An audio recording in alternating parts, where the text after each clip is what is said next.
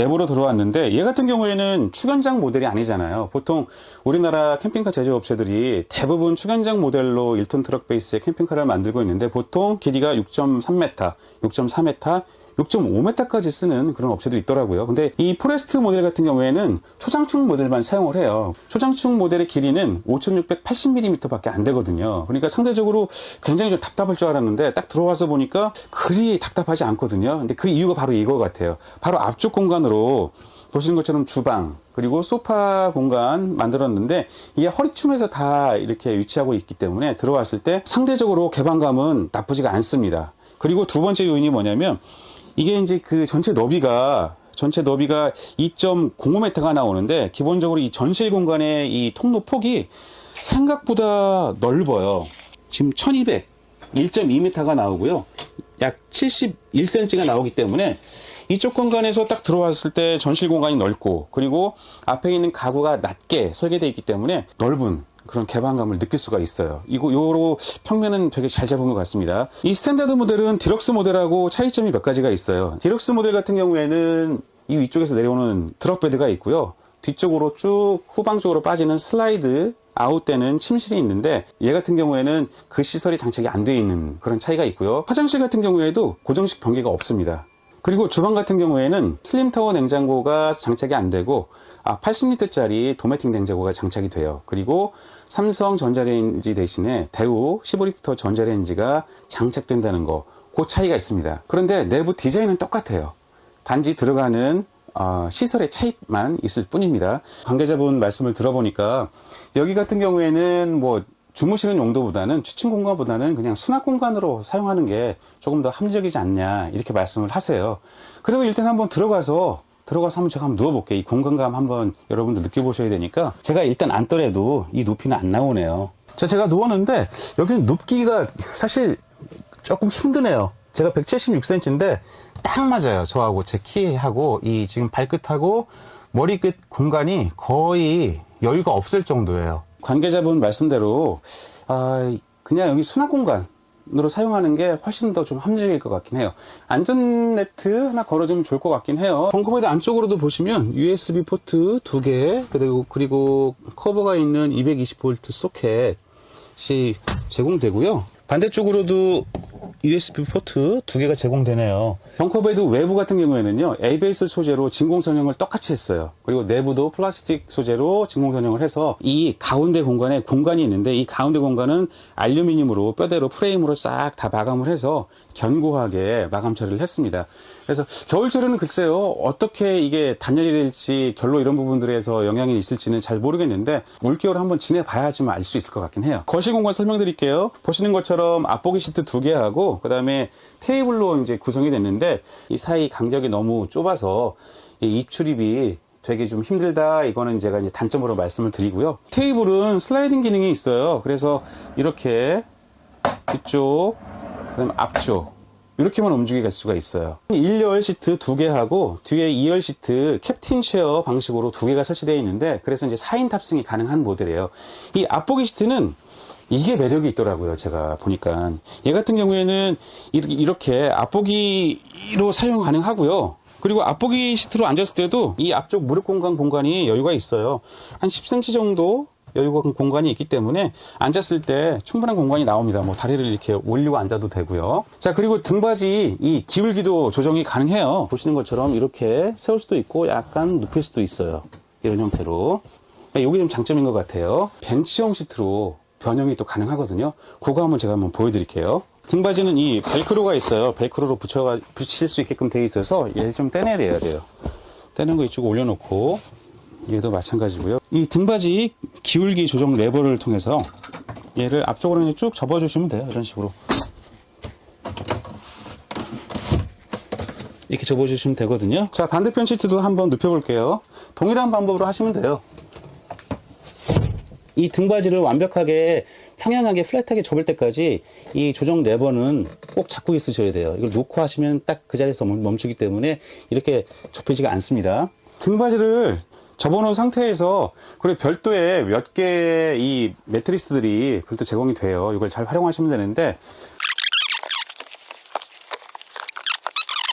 이렇게 되면 성인 4명이 앉을 수 있는 그런 공간은 나오네요. 한쪽 창은 미닫이 창문 구조로 되어 있어요. 그래서 주행 중에도 문을 어느 정도 열고 시원한 바람 이렇게 쏘일 수 있게끔 한 그런 미닫이 창문으로 구성이 되어 있네요. 이쪽 2명.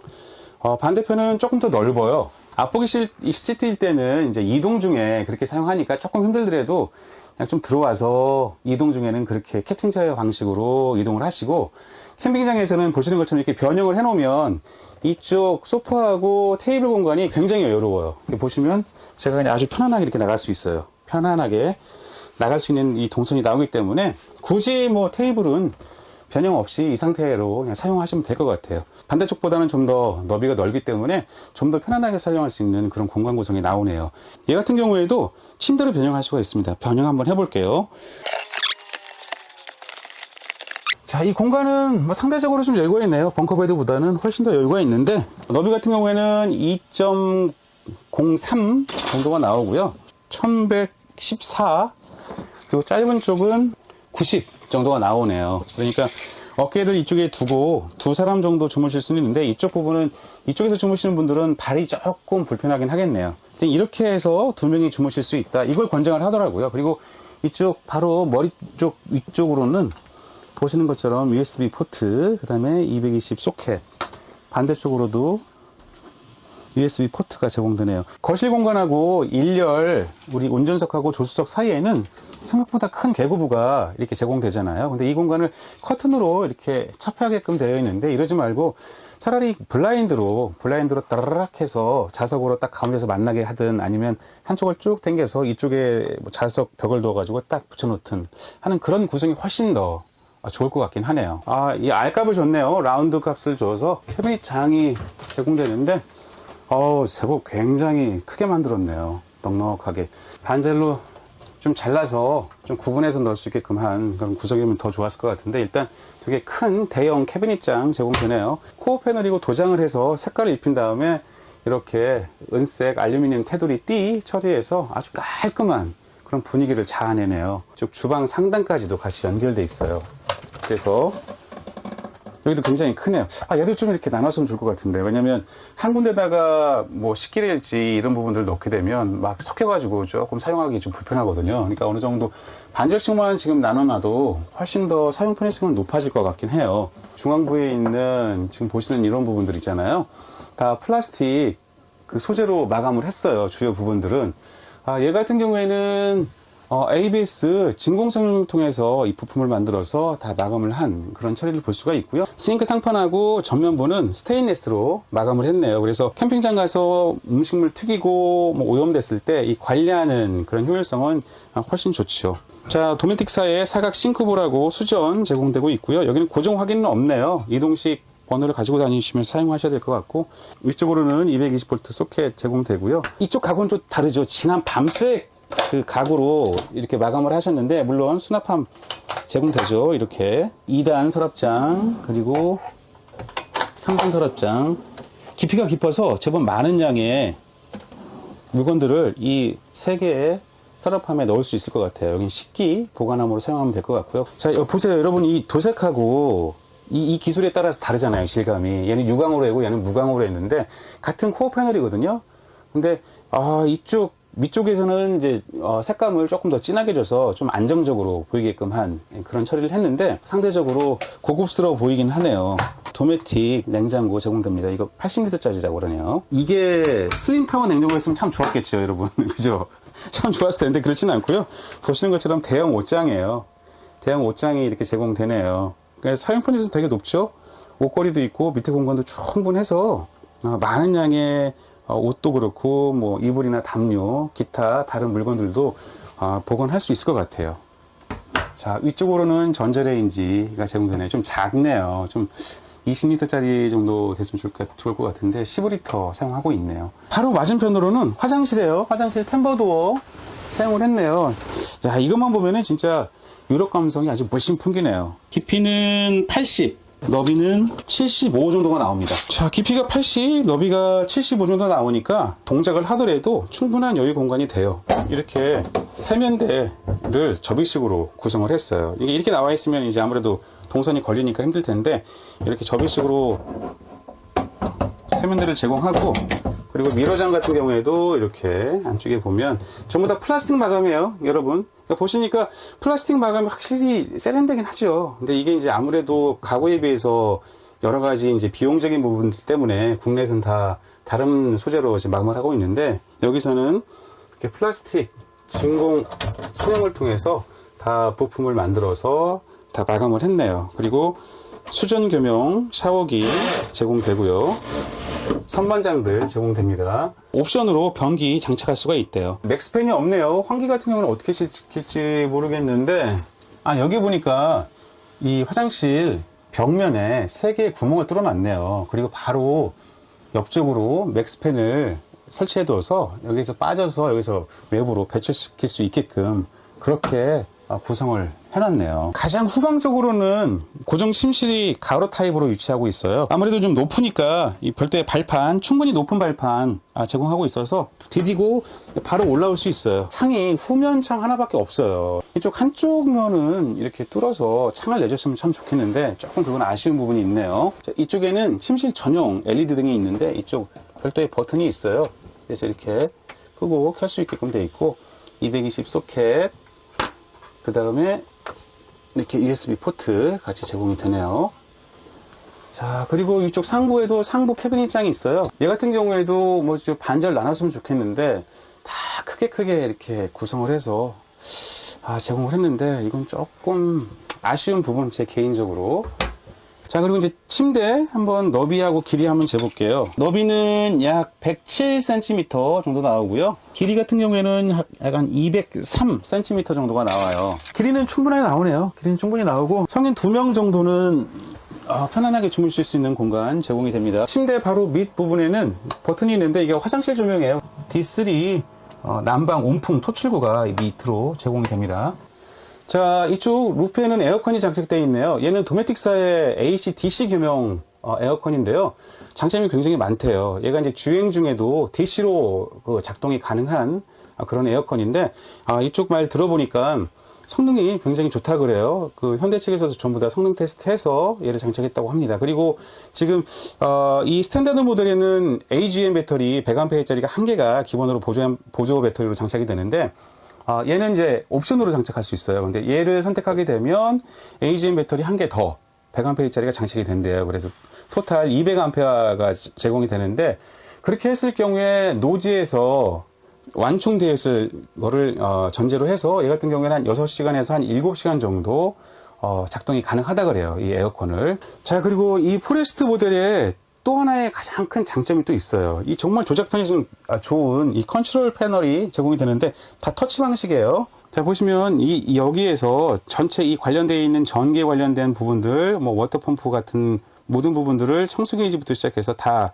확인할 수 있고 조작도 가능해요. 보조 배터리 한번 보면요, 지금 보시면 지금 전기가 꼽혀져 있어요, 한전으로. 그래서 지금 100% 완충되어 있는 상태고 지금 전기 사용하는 건 없습니다. 그래서 0A 사용 중이라고 나와 있고, 예상 사용 시간은 뭐 999시간으로 되어 있는데, 전기 코드를 빼면 여기에 몇 시간 예상 사용하는 그 시간치가 나오게 되어 있어요. 물탱크도 지금 청수, 오수 되어 있는데, 청수는 지금 80L 제공되고요. 오수도 80L가 제공된다고 그래요. 히터 관련된 부분 조작할 수 있고, 물 사용, 그 다음에 220 사용할 수 있게끔 소켓, 그 다음에 설정 부분들도 다 이렇게 되어 있어요. 소리일지, 그리고 얘 같은 경우에는 앱을 다운로드 받으면 이 스마트폰으로도 다 조작이 가능해요. 이 내부에 관련되어 있는 조작들을요. 자, 그리고 이제 조명 같은 경우에도 여기 보시면 차 내부에 이 섹터별로 다 이 표시되어 있는 원형 표시가 있잖아요. 이를 누르면 이렇게 다 꺼집니다. 그리고 다시 한번 누르면 다 켜지고요. 외부 조명도 돼 있고 무드 조명도 다 켤 수가 있어요. 다 이렇게 제공되어 있으니까 생각보다 굉장히 편리한 컨트롤 패널인 것 같아요. 그리고 취침 모드일 때는 여기 보시면은 취침 모드 버튼이 있거든요. 얘를 살짝 눌러주시면 눈부시잖아요, 주무실 때. 그러니까 얘도 다시 켤 때는 그냥 아무데나 터치하시면 되고요. 굉장히 잘 만들어져 있는 그런 컨트롤 보드인 것 같아요. 그 바로 밑으로도 손잡이하고 뭐 여기에 우산 같은 거 꽂이할 수 있는 그런 수납 공간 제공됩니다. 그리고 시트 밑 공간도 지금 보시는 것처럼 수납 공간도 사용할 수 있게끔 수납 공간이 다 제공돼요. 그리고 맞은편에도 마찬가지 수납 공간 다 제공됩니다. 난방 같은 경우에는 D3가 제공돼요. 에버스 패커사에. 그래서 온풍으로 난방 책임지고 그리고 온수 사용할 수가 있겠습니다. 포레스트 스탠다드 모델의 판매 가격은 6,600만 원 정도가 될 것 같아요. 부가세 포함해서. 그리고 얘 같은 경우에는 옵션 패키지가 두 가지가 있는데요. 컴포트 패키지하고 그다음에 냉난방 패키지가 있어요. 컴포트 패키지는 약 한 300만 원대, 그리고 냉난방 패키지는 약 700만 원대로 이제 예상이 됩니다. 벙커베드가 쭉 봉구 솟아올라서 이쪽 중간 영역까지 자리를 하고 있어요. 이게 이제 보통 국내 캠핑카에서는 이렇게 디자인을 하지 않지만, 물론 한 대도 있긴 하죠. 근데 1톤 트럭 베이스에서는 몇 안 됩니다.